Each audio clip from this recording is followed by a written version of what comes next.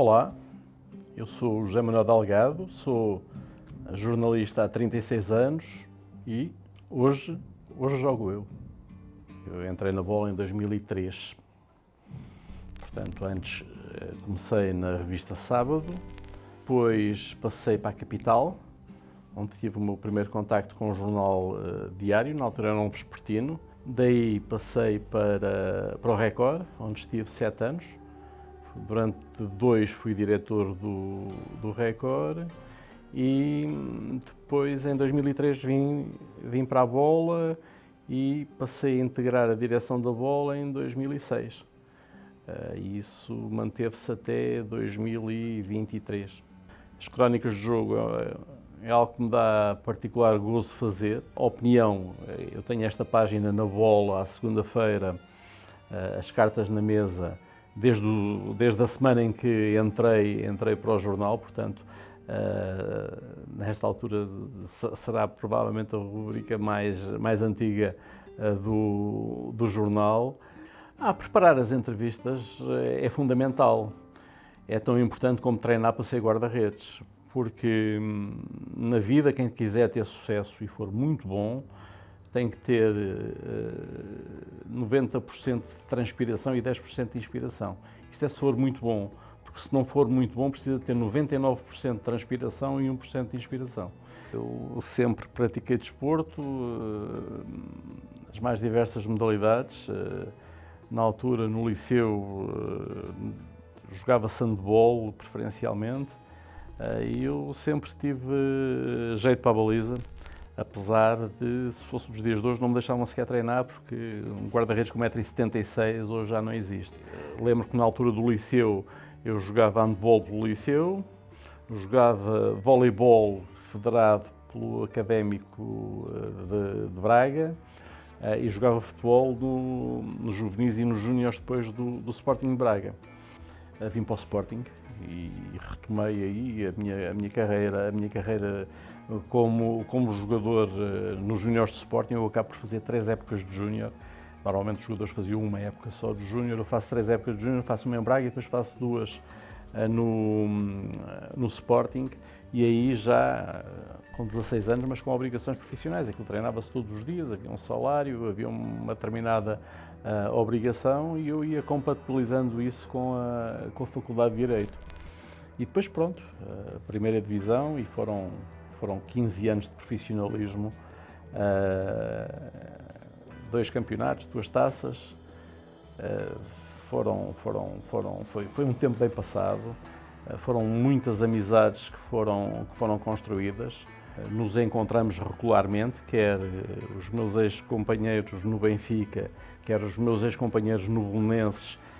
Todos os anos temos encontros que são altamente gratificantes, porque durante muitos anos partilhamos muitas emoções, muita vivência comum, muitos dias bons e muitos dias maus, e isso sedimenta a relação entre as pessoas, e eu acho que é precioso nós podermos manter o contacto com pessoas que partilharam essas experiências tão marcantes connosco. Eu deixei de jogar muito cedo para guarda-redes, eu deixei de jogar com 31 anos, porque tinha o joelho já em muito mau estado. Aliás, este joelho em 2022 foi substituído, tinha um joelho mecânico.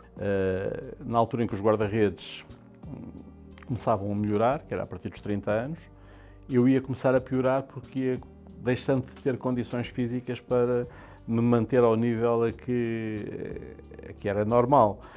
E nessa medida resolvi que era o momento de parar.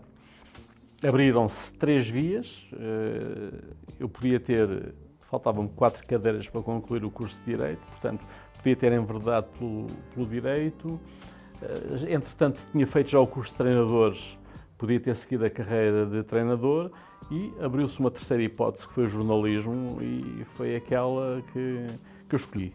E eu acho que foi mesmo uma vocação.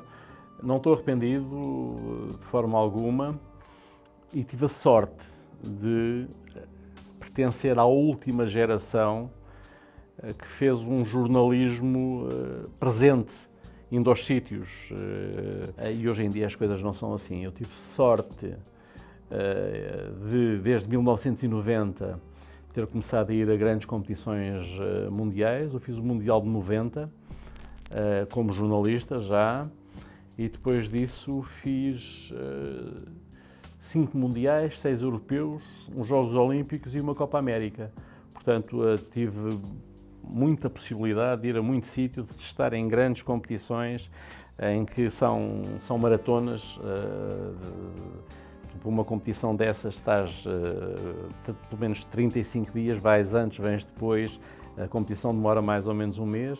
Tive uma experiência fabulosa, que foi estar nos Jogos Olímpicos do Rio de Janeiro, onde a intensidade de trabalho para um jornalista nos Jogos Olímpicos é uma perfeita loucura. Aquilo são 17 dias, começa-se a trabalhar às 6 da manhã, acaba-se a trabalhar ou 1 ou às 2, e nesse ano, curiosamente, 2016, eu não era para ir ao Campeonato da Europa, era o Rogério Azevedo que estava previsto ir, eu já tinha acreditação para os Jogos Olímpicos, e o Rogério teve um acidente 2 semanas antes de começar o Campeonato da Europa. E então foi decidido que seria eu a ir acompanhar a equipa de Portugal. Pediu-se uma credencial mesmo de última hora, e acabei por ter a sorte de estar nos 7 jogos de Portugal, de ver a cores e ao vivo o gol do Éder, e depois de poder celebrar a vitória no Campeonato da Europa, por sugestão do Miguel Cardoso Pereira, um dos belíssimos jornalistas que a bola teve. Ele liga-me para Paris e diz-me: olha, e se dessemos 10 a todos os jogadores de Portugal?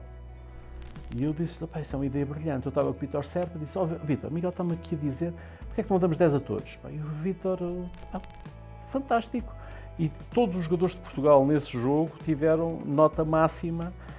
Obviamente uns jogaram melhor, outros pior, uns mais tempo, outros menos tempo, mas o que interessava ali é a carga simbólica que nós atribuímos a esse feito. Mas são momentos emocionantes. Eu lembro de um jogo em Gelsenkirchen, também foi um jogo de grandes emoções, em que o Ricardo defende 3 penaltis e ganhamos a Inglaterra 0-0, um jogo muito contido.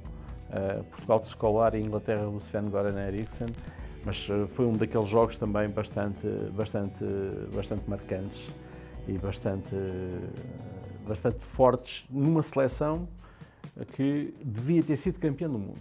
Dos melhores jogos a que assisti na vida foi precisamente o Alemanha-Itália, da meia-final desse campeonato do mundo, jogado em Dortmund, com um ambiente fabuloso, com aquela parede amarela toda a puxar pela Mannschaft, e foi de facto um jogo extraordinário, em que os italianos demonstraram uma personalidade, não se impressionaram minimamente com o ambiente, jogaram o jogo deles, acabaram por ganhar, e nesse jogo sim foram campeões do mundo. Eles jogaram 10 vezes mais contra a Alemanha do que jogaram depois na final contra a França.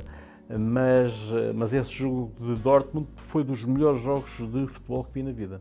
Eu considero que fui um privilegiado, não tenho nenhuma dúvida, em relação à forma como comecei a carreira. Por exemplo, o primeiro trabalho que eu assino na bola foi uma entrevista feita no Hotel da Lapa ao Pelé e ao Eusébio. Portanto, não me posso queixar de forma alguma por ter tido, de facto é um privilégio ter a oportunidade de contactar com estas personalidades. Depois também durante muitos anos fiz parte do júri do Golden Foot, que decorria no Mónaco. No ano inclusivamente fui presidente do júri, e aí tínhamos os grandes jogadores, todos os grandes jogadores mundiais com quem podíamos ali facilmente conviver e contactar e conversar. Esta proximidade era o que dava alma às reportagens. Não era ver na televisão, nem receber pelas agências. Não, era sentir as coisas, falar com as pessoas, sentir os ambientes, poder transmitir e contar as histórias. Isso é que enriquecia os jornais, e é isso que os jornais têm perdido e vão continuar a perder. O Vítor Serpa, que foi o melhor jornalista com quem eu me cruzei. Portanto, tive o grande privilégio de, durante 17 anos, ter feito parte da direção do jornal A Bola com o Vítor Serpa, que foi diretor da Bola durante 30 anos. É impossível fazer jornalismo sem jornalistas. Essa é a questão.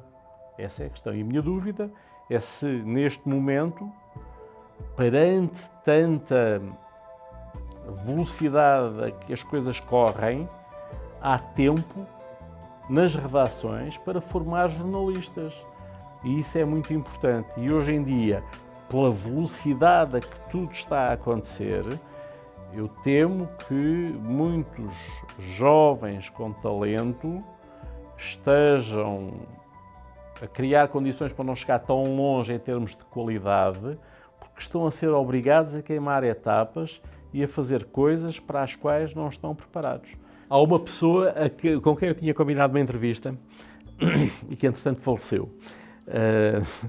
Portanto, é recuperável. Que foi um dos 5 violinos, o Jesus Correia, uma pessoa com quem eu me dava muito bem. O José Bastos foi o guarda-redes do Benfica na final da Taça Latina de 1950. Já estava com 91 anos, perfeitamente lúcido, e deu uma entrevista fantástica. Eu acho que é um pedaço de história que está naquela hora e meia de entrevista, de conversa com o Zé Bastos. Está ali um pedaço de história do futebol português. Estas entrevistas e estas conversas mais profundas e que ficam para a posteridade, mas é que ficam mesmo. Nós entregámos 2 botas de ouro ao Cristiano Ronaldo e é o país do jogador que ganha, que o órgão que representa esse país é que se encarrega da organização do evento da entrega da bota de ouro. O Eusébio foi, também, e quem é que estava do Real Madrid? O Alfredo Di Stéfano. E foi a possibilidade de os juntar, porque o Di Stéfano sempre foi o grande ídolo do Eusébio. O Eusébio, quando ganha a primeira Taça dos Campeões Europeus, a principal preocupação do Eusébio, na altura em que era levado em ombros pelos adeptos do Benfica, era não perder e não largar a camisola que tinha trocado com o Di Stéfano. Portanto, isto são momentos de facto muito marcantes e, do ponto de vista profissional, muito gratificantes, obviamente. PAOK Benfica no estádio Tumba, em Salónica. Acaba o jogo, nós ficamos a escrever e não ligámos a mais nada, estávamos na bancada de imprensa a escrever. Quando demos por ela, o estádio estava fechado, foi-se tudo embora, o estádio fechado à chave, tudo, não tínhamos por onde sair, tínhamos avião no outro dia de manhã para Atenas e para Lisboa, ainda tentámos saltar umas vedações, mas era impossível, e por acaso eu tinha a chave do quarto, que ainda era chave, que tinha o número de telefone do hotel. Liguei para o hotel, dizendo, sou jornalista, estou aí hospedado, fecharam-nos o estádio, estamos aqui fechados, façam alguma coisa. Então, a polícia foi buscar o guarda do campo, foi a casa do guarda do campo, e vieram buscar-nos ao estádio, abriram-nos a porta, nós saímos e regressámos ao hotel no carro da polícia, já às tantas da manhã. Eu não sei o que é que devem ter pensado lá os indivíduos do hotel quando viram-nos chegar no carro da polícia, mas não tinha acontecido nada mais do que isto. Eu sou o José Manuel Delgado e hoje na bola joguei eu.